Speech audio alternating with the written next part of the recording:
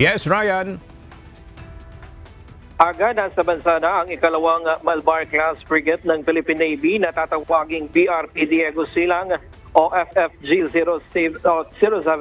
Kahapon nagtungo ito sa karagatan ng Botolan, Zambales kung saan ipinakilala ito bago ang opisyal na pagtanggap at commissioning.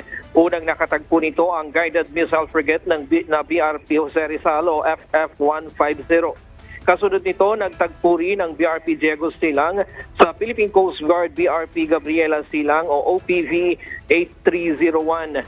Ang engkwentrong ito ay may simbolikong kahulugan bilang pagpupugay sa mag-asawang bayani na sina Diego at Gabriela Silang na nagiging inspirasyon ng pagkakaisa at pagkasakripisyo para sa bayan. Higit sa simbolismo na ay ipinakikita ng tagpong ito ng mga barkong ito ang mas pinalakas na kooperasyon ng Navy at Coast Guard na pundasyon ng pagpapatibay sa modernisasyon, interoperability at pagprotekta sa soberenya ng Pilipinas.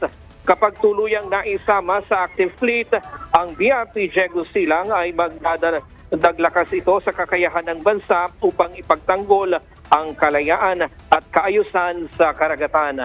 At yan muna ang latest mula dito sa Fort Bonifacio sa Taguig. Balik sa iyo, Aga. Maraming salamat, Ryan Lacanlale.